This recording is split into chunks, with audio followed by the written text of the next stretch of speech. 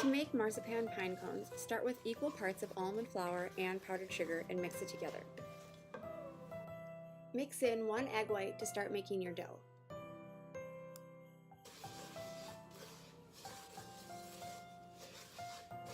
Now add your almond flavoring.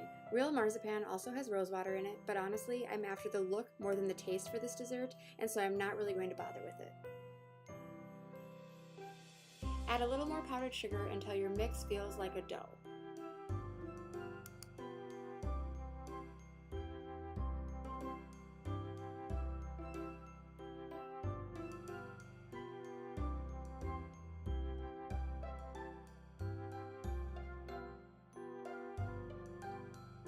Wrap it in wax paper or saran wrap and refrigerate it until you're ready to make your pine cones.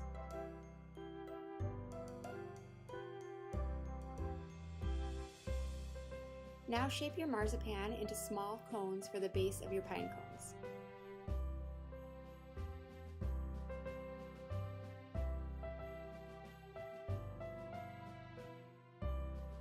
Then you just take your sliced almonds and stick them in the marzipan all the way around with the slices angled up until it's completely covered and resembles a pine cone.